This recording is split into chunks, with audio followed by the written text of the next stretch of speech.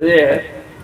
तो महाराज देवर्षि नारद सनकादिकों के चरणों में नमस्कार करके बोले कि श्री वृंदावन धाम में ज्ञान वैराग्य दो वृद्ध पुत्रों के साथ भक्ति देवी युवती युवा अवस्था में पड़ी हुई हैं और मैं ज्ञान वैराग्य को जागृत करना चाहता हूं, उसका उपाय क्या है? तो उन्होंने कहा कि देखिए, आप इस उपाय को स्वयं जानते हैं। जिस समय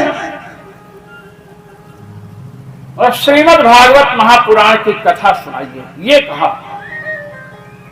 तो श्री नारद जी ने कहा कि ये बताइए कि मैंने ज्ञान वैराग्य को जगाने के लिए वेद, वेदांत, गीता, भगवत गीता सबका पाठ किया और ज्ञान वैराग्य जागृत नहीं हुए। तो श्रीमद् भागवत महापुराण में भी तो वेद, वेदांत, उपनिषद के जो तत्व हैं उन्हीं का निरूपण हुआ है। वेदोपनिषदां सारा जाता भागवती कथा। वेद और उपनिषदों के सार तत्व से भागवत कथा का प्रादुर्भाव हुआ। श्री नारद जी कह रहे हैं कि इसीलिए तो भागवत से कैसे जागृत होंगे, मेरा प्रश्न है। जब वेद और उपनिषद सुनाने से नहीं जागृत हुए तो वेद और उपनिषद के सार से बनी भागवत कथा से कैसे जागृत होंगे? कहते हैं कि अच्छा ये बताइए, कृष्णद्वैपायन व्यास अभी तक महाराज 28 व्यास हो चुके हैं। यह 28वां द्वापर है और 29वें व्यास, 29वें द्वापर में कौन व्यास होगा इसका भी निरूपण हमारे यहाँ हो चुका है। श्री विष्णु महापुराण में, श्रीमद् देवी भागवत में यह बताया गया है कि 29वें व्यास द्रोणाचार्य के पुत्र अश्वत्थामा होंगे। और आपको बताऊं, जो 24वां अवतार होने वाला है, आज से 5000 वर्ष पूर्व श्रीमद् भागवत महापुराण में इसका वर्णन आया है। संभवद्राममुख्यस्य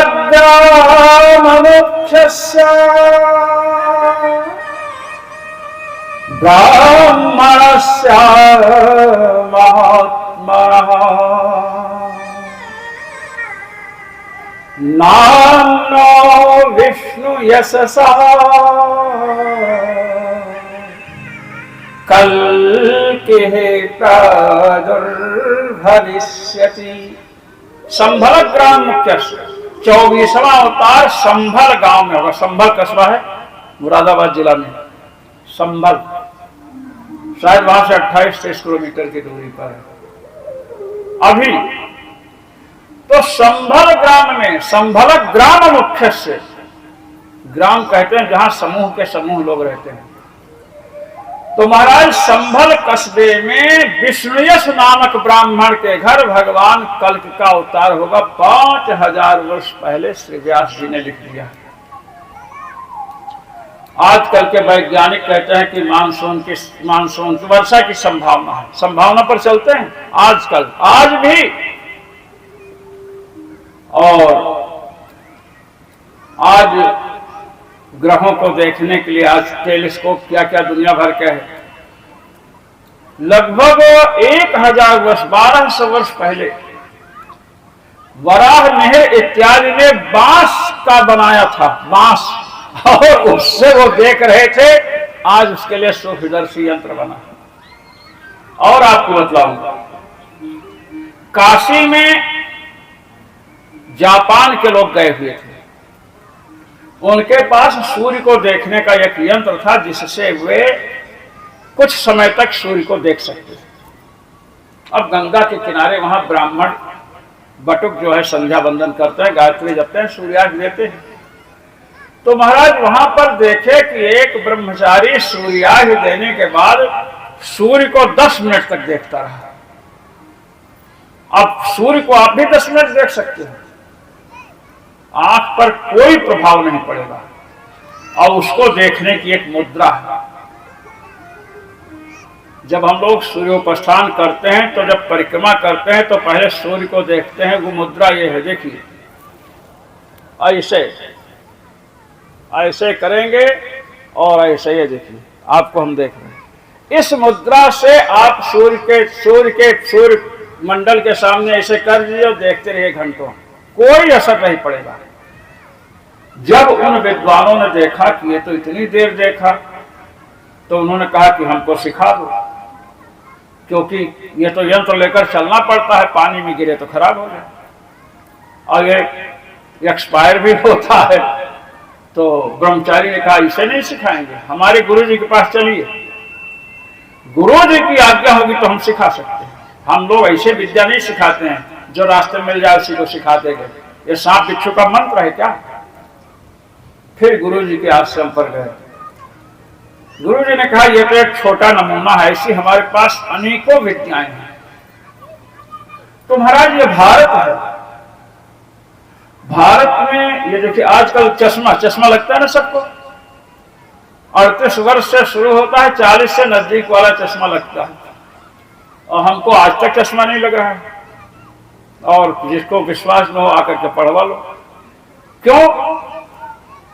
सन 87 में चश्मा लगा था, वो अभी तक रखा है। एक लड़के ने बताया कि जलनेती कीजिए, जलनेती मैंने किया, चश्मा उतर गया। 4 गुना क्षमता मस्तिष्क की बढ़ जाती है जलनेती से। आज भी हम इतना शीघ्र याद कर लेते हैं। इन लोगों के एक दिन बताया कि याद कैसे किया जाता है। जो मंत्र ये 2 घंटे में याद करते, 15 मिनट में मैंने सुनाया याद करके, वेद मंत्र। तो हमारे यहाँ यदि मस्तिष्क की क्षमता बढ़ानी है तो जलनेती का प्रयोग किया जाए, लेकिन सीख करके। ये नहीं कि गिलास से पानी डालो, कुछ पानी नीचे कुछ इधर, ये नहीं, विधि है। तो महाराज चर्चा ये चल रही है कि वेद और उपनिषद का ज्ञान आप जिस व्यास को था, व्यास जी की बात है, तो व्यास जी वेद वेदांत में निष्णात थे, वे भी अज्ञान के सागर में गोते लगाने लगे, डूबने लगे। तो नारद जी आप वहां पहुंचे थे, कहे हाँ, कहे आपने भागवत सुनाई थी ना उनको? कहे भागवत सुनाई थी, 4 श्लोक की भागवत पहले थी, केवल 4 श्लोक, उसे चतुश्लोक की भागवत कहते हैं। 4 श्लोक की भागवत को आपने सुनाया तो व्यास जी अज्ञान से पार हो गए। अज्ञान से पार कब होंगे? जब ज्ञान होगा। ज्ञान के बिना अज्ञान से पार हो सकते हैं? नहीं। आपको कहीं भ्रम हो जाए कि ये रस्सी है और सांप का भ्रम हो गया, आप आगे नहीं बढ़ेंगे, काट लेगा। और कोई आकर बताया कि ये सर्प नहीं है, रस्सी है, तो आप जब बढ़ जाएंगे। तो महाराज 4 श्लोक की श्रीमद् भागवत कथा जो है, उसने व्यास जी को अज्ञान के सागर से निकाल दिया। तो 18,000 श्लोक वाले भागवत की कथा को कोई सुने तो उसमें अज्ञान कैसे रह सकता है? उसमें ज्ञान उत्पन्न होगा, वैराग्य उत्पन्न होगा, भक्ति उत्पन्न होगी। किंतु आजकल के लोग कथा सुनाते हैं तो न भक्ति उत्पन्न होती है, न ज्ञान उत्पन्न होता है, न वैराग्य उत्पन्न होता है। एक बार मैंने वो उसमें देखा, क्या कहते हैं, कोई न्यूज खबर में कि एक कथावाचक यजमान की पत्नी को ही लेके भाग गया।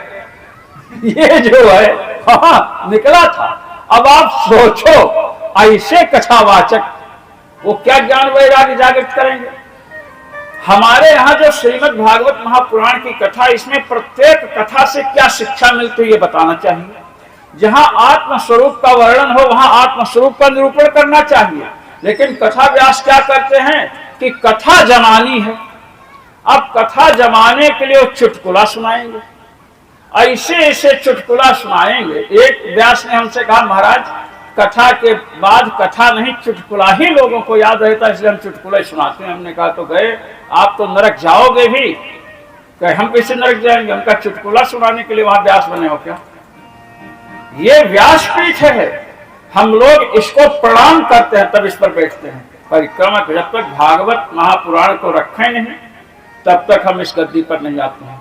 और व्यास पीठ पहले यहाँ प्रणाम करते हैं, हनुमान जी महाराज को प्रणाम करते हैं, फिर व्यास आसन को प्रणाम करते हैं, व्यास जी का आसन, फिर इस पर दाहिना हाथ रख करके बैठते, नहीं पैर रख दिए धस्य से।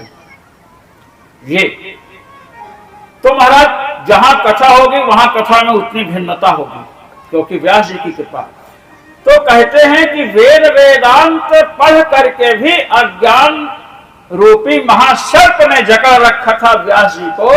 उस अज्ञान रूपी महासर्प से आपने 4 श्लोक के भागवत को सुना करके उस अज्ञान रूपी सर्प से छुड़ाया।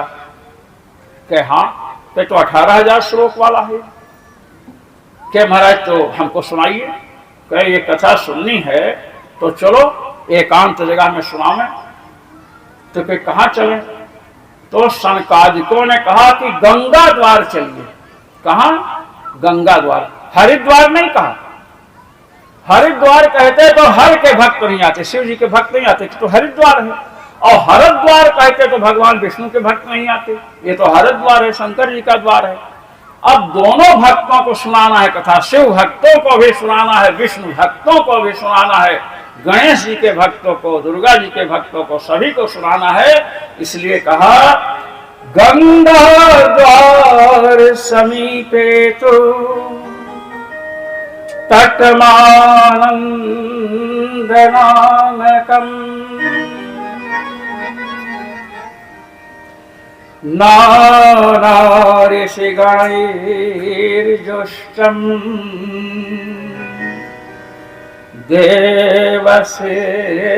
देवसिद्धनिसेवितम। गंगा द्वार, गंगा द्वार नाम लिया। अब गंगा जी किसके चरणों से निकली हैं? भगवान विष्णु के चरणों से निकले, इसलिए वैष्णव आएंगे गंगा जी के कारण। और किसके सिर में जाकर ठहरी हैं जटा में? शंकर जी के।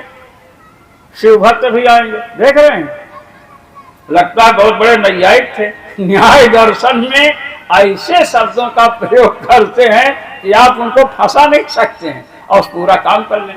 गंगा द्वार कथा होगी, शिव भक्त विष्णु भक्त सब चले कह रहे गंगा द्वार, गंगा जी हमारे प्रभु के चरणों से निकली हैं। शिव भक्तों का हमारे स्वामी ने गंगा जी को धारण किया। चलिए चलिए।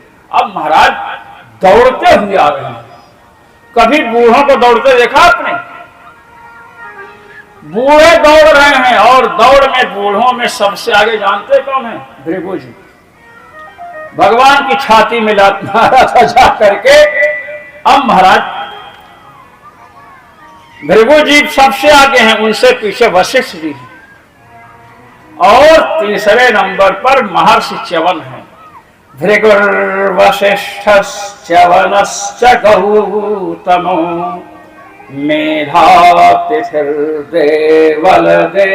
मेधातिथिर्देवलदेवरातौ। भृगु जी वशिष्ठ जी हैं, च्यवन हैं, और न्यायाचार्य गौतम महर्षि हैं। ये व्यास जी के गुरु जी हैं। बड़े क्रोधी थे गौतम जी, बड़े क्रोधी। व्यास जी ने ब्रह्मसूत्र में खंडन किया गौतम जी का। एतेन योगः प्रत्युक्तः, योग भी खंडित हो गया। और न्याय दर्शन का खंडन ब्रह्मसूत्र में। महाराज नाराज हो गए। मैं तुम्हारा इन आंखों से मुंह नहीं देखूंगा, चेहरा नहीं देखूंगा। अब व्यास जी बहुत घबराए। गुरु जी नाराज हो जाए शिष्य से तो शिष्य तो नरक चला जाएगा। आए कहे कि नहीं देखना पड़ेगा। कह दिया तो कह दिया, आंखों से तो देख नहीं सकते। कहे गुरु जी आप समर्थ हैं, इन आंखों से नहीं और कहीं आंख बनाकर देख लीजिए। तो महाराज पैर में तलवे में आंख बना करके देखा, इसलिए इनका नाम है अक्षपाद। अक्षपाद, अक्षिणी पादयोर यस्य, जिनके पैर में आंख हो, ये है। तो महाराज गौतम जी हैं, और व्यास जी और पराशर जी भी हैं। व्यास जी जिन्होंने भागवत लिखी है, और पराशर जी तो व्यास जी के पिताजी हैं। और इतना ही नहीं, छाया सुख हैं। देखिए 3 सुखदेव जी हुए हैं, आपको मैं बतला दूं। ये छाया सुख की चर्चा श्रीमद् देवी भागवत महापुराण में आती है। व्यास जी अरण्य मंथन कर रहे थे और वहीं पर घृताची नाम की अप्सरा बन ठन करके महाराज जा रही थी। तो महाराज इनके तेज का स्खलन हुआ अरण्य पर और उससे एक सुख पैदा हुआ। बृहस्पति जी के शिष्य हुए, ये गृहस्थ हुए और एक सुखदेव जी जाबाल की पुत्री वीटिका के द्वारा प्रकट हुए हैं। महाराज इन्होंने श्रीमद् भागवत महापुराण की रचना की है, पढ़ाई की है। वन में चले गए थे इन्हीं के लिए, यम प्रव्रजंतम अनुपेत जो कहा है इन्हीं के लिए कहा है। और जब श्री सुखदेव जी जाने लगे तो व्यास जी पूछे पड़े, भाई किसी के लड़का हो और पैदा होते ही जंगल चला जाए। ये जो सुखदेव जी है ना 12 वर्ष पेट में थे। अब आप सोचो 10 महीने में पेट बढ़ जाता है और किसी के पेट में 12 साल तक बच्चा रहे तो पेट रहेगा कि पंडाल बन जाएगा। अब आप सोचो सर। व्यास जी बाहर वेद पाठ करते हैं तो सुखदेव जी अंदर करते हैं। वीटिका ने कहा कि लड़का बाहर निकल ही नहीं रहा। भगवान व्यास ने कहा निकलो बाहर भाई। कहे हम नहीं निकलेंगे अंदर से बाहर, जैसे कोई कमरे में चला जाए नहीं निकलता किराएदार। अंत में भगवान कृष्ण को बुलाकर लाए। सुखदेव जी से कहते हैं कि निकलो बाहर। सुखदेव जी ने कहा हम नहीं निकलेंगे बाहर। कहे क्यों नहीं निकलोगे? अंदर बड़ा आराम है, पेट में तो अनेक प्रकार की दुर्गंध आती होगी। अरे कहे दुर्गंध ठीक है, पेट से बाहर माया की दुर्गंध आती है, वो हम सहन नहीं कर पाएंगे। यहाँ भजन कर रहे हैं, 12 साल हो गया भजन करते करते। इतनी मधुर वाणी थी कि श्री कृष्ण भगवान ने ही उनका नाम सुखदेव रखा। तोते की भांति बोलते थे। अंत में कहा कि निकलना तो तुमको बच्चा पड़ेगा। कहे अरे आप गर्भ में आ नहीं सकते हो और हम गर्भ से बाहर निकलना नहीं चाहते। भगवान ने कहा देखो परीक्षित के साथ 10 महीना हम पेट के अंदर रहे हैं, बाहर से अंदर घुसे हैं। ये मत समझना मैं अंदर जा करके निकाल सकता हूं तुमको। तो कहे कि ये बात तो सत्य है, लेकिन आप ऐसा करो कि जब हम निकलना चाहें तो माया की गति रोक देना थोड़े समय के लिए। भगवान ने कहा ठीक है, थोड़े समय के लिए रोकेंगे, अधिक नहीं। उस समय महाराज भारतवर्ष में 88,000 माताओं ने गर्भ धारण कर रखा था और संतान को जन्म देने का समय आ चुका था। सुखदेव जी योग बल से सभी माताओं के पेट में प्रवेश किए और जो जो वहां पर थे कहे कि देखो हम संकेत करेंगे कि माया रुकने वाली है और जिस समय माया का वेग रुके सब निकल पड़ना और सीधे वन की ओर प्रस्थान करना। लोगों ने कहा हमारे पास शक्ति इतनी कहां, कह शक्ति हम दे देंगे। अब महाराज भगवान से कहे कि माया का वेग इतने समय के बाद रुकना, उस समय सबको सचेत कर दिए। 88,000 बालक महाराज निकले और वन की ओर प्रस्थान किए। वही 88,000 ऋषि हैं जो नैमिषारण्य में कथा सुन रहे हैं। ये सुखदेव जी की कृपा से प्राप्त हुए महाराज। तो छाया सुख। तो जब ये सुखदेव जी महाराज बाहर जाने लगे और पिताजी रोते रोते पीछे चले तो एक सरोवर में लड़कियां नहा रही थी, अप्सराएं नंग धड़ंग। सुखदेव जी गए तो किसी ने कपड़ा नहीं पहना, 12 साल के। और जब व्यास जी वृद्धावस्था के व्यास जी जब पहुंचे तो सबने अपना साड़ी ब्लाउज पेटीकोट ले करके पहनना शुरू किया। तो व्यास जी कहे वो कहे क्या कपड़ा ना पहने? कहे नहीं कपड़ा पहन चुकी हो। ये बताओ कि नवयुवक मेरा पुत्र यहां से गया तो तुम लोगों ने कपड़ा नहीं पहना और हम बूढ़े आदमी हम जब यहां से निकले तो सब कपड़ा पहन रही हो, ये क्या मतलब? तो उन लोगों ने कहा कि देखिए महाराज आपका पुत्र परमहंस है, उसे ये पता ही नहीं कौन स्त्री है कौन पुरुष है। देहाभिमान नहीं है, ना तो अपने को पुरुष समझता है, ना संसार में उसे स्त्री पुरुष दिखते हैं। सर्वत्र ब्रह्म दृष्टि है, भगवानमयी दृष्टि है आपके पुत्र की। और कहे हमारी? कहे कि आप तो आप हो। समझेगी नहीं। आप तो स्त्री पुरुष सब समझते हो। कैसा? अरे कहे क्यों? आप तो महाराज ऐसे हो कि आपकी दृष्टि पड़ने से नारियां गर्भवती हो जाती हैं। ये कहा। धृतराष्ट्र का जन्म हुआ ना, पांडु का जन्म हुआ, विदुर का जन्म हुआ, तो व्यास जी की दृष्टि न पड़ी थी। तो आप आ चुके हो, तो आपको देखकर हम कपड़ा न पहने, धृतराष्ट्र की माता जैसा नंगी रहे, यहाँ से जाए घर में तो पिटाई होगी कि नहीं, सबका पेट बढ़ जाएगा। आपकी दृष्टि का कमाल है महाराज, इसलिए हमको कपड़ा पहनना पड़ा। समझ गए ना? आपकी दृष्टि पड़ने से गर्भ ठहर जाता है महाराज, इसलिए क्षमा करना। व्यास जी ने कहा कि अच्छा। आगे गए, सुखदेव जी से कहे, तो सुखदेव जी ने वृक्ष वृक्ष में कण कण में प्रवेश करके कहा, सुखो हम, मैं सुखदेव हूं। फिर भी व्यास जी का शोक नहीं दूर हुआ, तो सुखदेव जी ने अपनी छाया से एक सुख को प्रकट किया। छाया से, छाया से कुछ प्रकट नहीं होता है। जो न्याय दर्शन है ना, न्याय दर्शन, न्याय दर्शन में जो अंधकार होता है, छाया को अंधकार कहा गया है कि अंधकार को द्रव्य नहीं माना महाराज नैयायिकों ने, और आजकल तो छाया का भी प्रयोग करते हैं। बताइए, छाया अगर द्रव्य नहीं है, छाया अभाव है, अभाव को कोई पकड़ सकता है? अभाव को कोई पकड़ नहीं सकता है। और हनुमान जी की छाया को सिंहिका ने पकड़ा था कि नहीं? तो नैयायिकों की बात सच्ची कहा निकली। छाया को पकड़ लिया, हनुमान जी को रुकना पड़ा। तो छाया माने अंधकार भी द्रव्य है महाराज। तमः ससर्ज भगवान, भगवान ने अंधकार की सृष्टि की है, इसलिए यहां नैयायिकों का कथन ठीक नहीं है। चलिए, तो छाया से। अच्छा, और आपको बताएं, करदम जी ब्रह्मा जी के पुत्र हैं, करदम जी, और करदम जी के लिए लिखा है छाया करदमो जज्ञे। ब्रह्मा जी की छाया से करदम जी की उत्पत्ति हुई। सुखदेव जी की छाया से कोई छाया सुख हो जाए हमें कोई परेशानी नहीं है, किंतु ब्रह्मा जी की छाया से करदम जी उत्पन्न हो जाए इससे हमें परेशानी है। आपको बताऊं क्यों परेशानी है?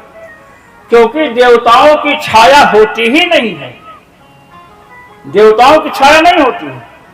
और ब्रह्मा जी तो देवताओं के भी देवता हैं, तो ब्रह्मा जी की छाया नहीं हो सकती है। तो भगवान व्यास ने कैसे कह दिया कि ब्रह्मा जी की छाया से करदम जी की उत्पत्ति हुई? तो वहां छाया का अर्थ क्या है? कांति, प्रकाश, तेज। ब्रह्मा जी के तेज से किसकी उत्पत्ति हुई महाराज? करदम जी की हुई। ये भागवत महापुराण है। अब महाराज सब लोग आए, और अकेले नहीं आए हैं, भृगु जी अकेले आए हुआ ऐसी बात नहीं है। कहते हैं सह पुत्र शिष्या,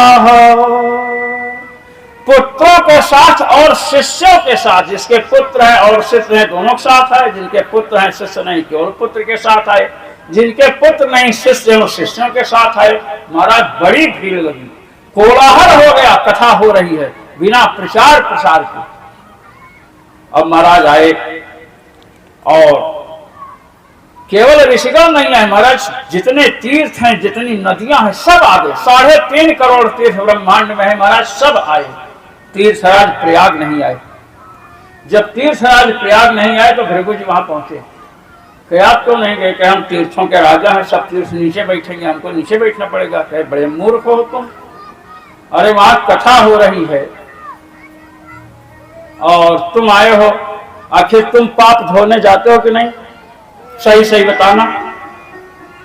कहे कि हाँ हम प्रयाग हैं, जब हम भी पापाक्रांत हो जाते हैं तो राम नवमी के समय सरजू जी में जाते हैं पाप धोने, प्रयागराज ने कहा, और वहां निष्पाप होते हैं। कहे सरजू जी गई हैं, जो तुम्हारा पाप धोती हो पहुंच गई हैं, गंगा जी पहुंच गई, सरस्वती जी पहुंची हैं, जिनके कारण तुम तीर्थराज बने हुए हो। तो प्रयाग जी भी आए महाराज, वेद शास्त्र सब कोई आया वहां, और महाराज कथा होने लगी।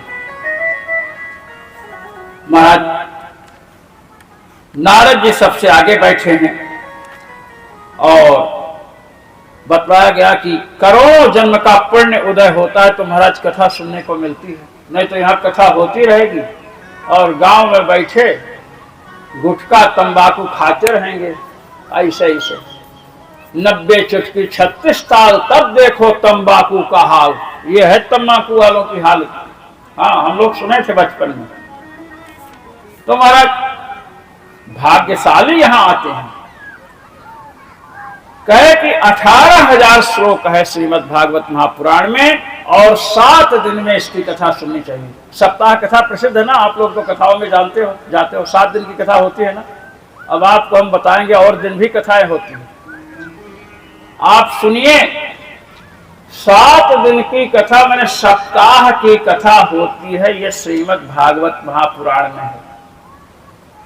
कौशिकी संहिता में बताया गया है कि 7 दिन की कथा और उसके बाद 15 दिन की कथा होती है भागवत की। और 15 दिन के बाद कौन कथा होती है? 18 दिन की कथा होती है। और 18 दिन के बाद कितने दिन की कथा होती है? 21 दिन। ये हमारे छात्र जानते हैं। इनको पढ़ाया, ये आपके अजीत मल के हैं। हाँ, ये भी है, ये भी हैं, ये आगरा के हैं। 4-5 लोग हमारे पास अजीत मल के हैं। तो महाराज 21 दिन की कथा होती है भागवत की और 30 दिन की कथा होती है भागवत की। एक बार प्रेम जी ने कहा था, जब आपके स्कूल में गए थे ना, तो इन्होंने कहा महाराज 15 दिन की हो। तो किसी ने कहा 15 दिन की होता ही नहीं है। अरे यहाँ तो 30 दिन की कथा होती है। और 18 दिन की जब कथा होती है तब प्रतिदिन 1000 श्लोक का पारायण होता है। जितना 7 दिन में इतना नहीं, सब निरूपण है कितने दिन की कथा में कितना अध्याय होना चाहिए। तो महाराज हम लोग तो इसको पढ़ाए हैं, वीडियो बना रखे हैं। तो इस प्रकार सप्ताह कथा का निरूपण किया महाराज। और उस महिमा को सुन करके उन मुनियों की सभा में 3 लोग नाचते हुए दिखाई पड़े, एक स्त्री 2 पुरुष। ऋषियों ने कहा कि हम लोगों के बीच में कौन आकर कर नृत्य कर रहा है? अब जैसे आप कथा सुन रहे हो, यहां पर आकर कोई नृत्य करने लग जाए बाहर का, जिसको आप नहीं जानते, तो आश्चर्य तो होगा। तो भागवत की कथा 18,000 श्लोक, एक श्लोक मैंने 1000 श्लोक एक दिन अगर 18 दिन की सुनी, इस प्रकार 30 दिन की। अब भक्ति देवी जब नृत्य करते हुए आई तो सबने कहा ये कौन है, ये कौन है? तो संकादिकों ने कहा कि आप लोग आश्चर्य में मत पड़ो, ये भक्ति देवी हैं, ये इनके पुत्र ज्ञान वैराग्य हैं। ज्ञान वैराग्य जो मूर्छित पड़े थे, किससे जागे? भागवत की कथा से नहीं, भागवत कथा की महिमा सुन करके ही जागृत हो गए। फिर भागवत की कथा सुनने से क्यों नहीं जागृत होंगे? कहे महाराज यहाँ तो बड़ी भीड़ है, हमको स्थान बताइए। हम तीनों भी बैठे कहीं। संकादिकों ने कहा कि यहाँ बड़े बड़े भक्त हैं, उनके हृदय में बैठ जाओ। महाराज हृदय में बैठा दिया। अब जब हृदय में बैठाया, भक्ति देवी बड़ी प्रसन्न हुई।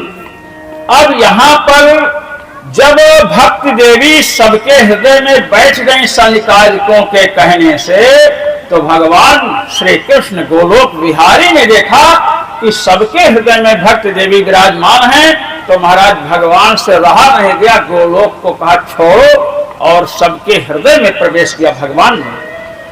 बोलिए गोलोक विहारी भगवान की जय। सबके हृदय में महाराज भगवान ने प्रवेश किया। अब जहां कथा होती है वहां भगवान के जितने पार्षद हैं महाराज सब उपस्थित होते हैं।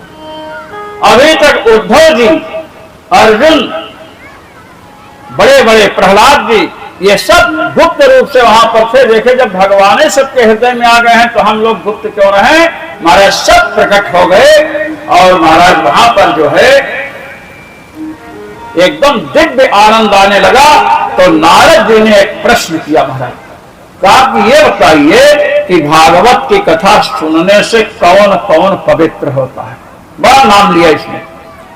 संकादिकों ने कहा कि आपने ऐसा प्रश्न किया है कि अगर हम गिनाने लग जाए कौन कौन पवित्र होता है तो 7 दिन गिनाने में लग जाएंगे और पूरा नहीं होगा।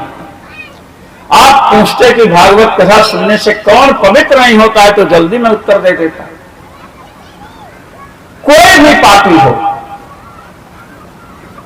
जितने पापी हैं सब भागवत की कथा सुनने से पवित्र होते हैं। महाराज भगवान के नाम से कौन पवित्र होता है? एक बार प्रश्न हुआ भगवान के नाम से। किसी ने पूछा शराबी पवित्र हो जाता है क्या? शराब पीने वाला। किसी ने पूछा कि पर नारी गमन करने वाला, पर द्वारा गमन करने वाला, दूसरे के स्त्री से संबंध रखने वाला पवित्र हो जाता है क्या? तो ऋषि ने कहा कि देखो इतना प्रश्न किए हो, अब सुन लो उत्तर। ब्रह्मा स्वपतिं भुञ्जन् विशेषेण रजस्वलाम्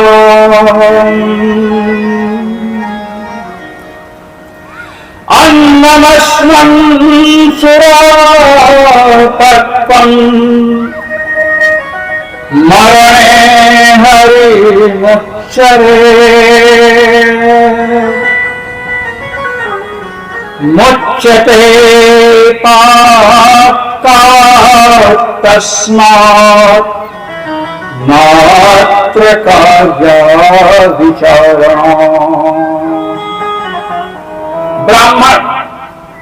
ब्राह्मण को ज्ञानी माना गया है, और ज्ञानी यदि पाप करे तो अधिक फल मिलता है, उसको अधिक दंड है। अभी किसी लड़के से कोई सामान टूट फूट जाए, बाल्टी रखी है लुढ़क जाए, तो यहां कोई नहीं घुस जाएगा, कहेंगे बच्चा है। और कोई जवान आदमी से लुढ़क जाए, कहेंगे देखो ये जवान है, दिखता नहीं है, अंधे हैं। दुनिया भर की बात है।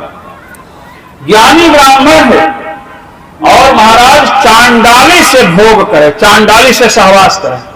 चांडाल की छाया से बचने को कहा गया है, उसकी छाया पड़ जाए तो महाव। और चांडाल को स्त्री से सहवास करे, और वो भी कैसी हो? रजस्वला। रजस्वला स्त्री को छूना पाप माना गया हमारे यहाँ। रजस्वला स्त्री यदि तुलसी को छू लेना तो तुलसी सूख जाती है। दक्षिण भारत में महाराज ये सब नियम बहुत पालन करते हैं।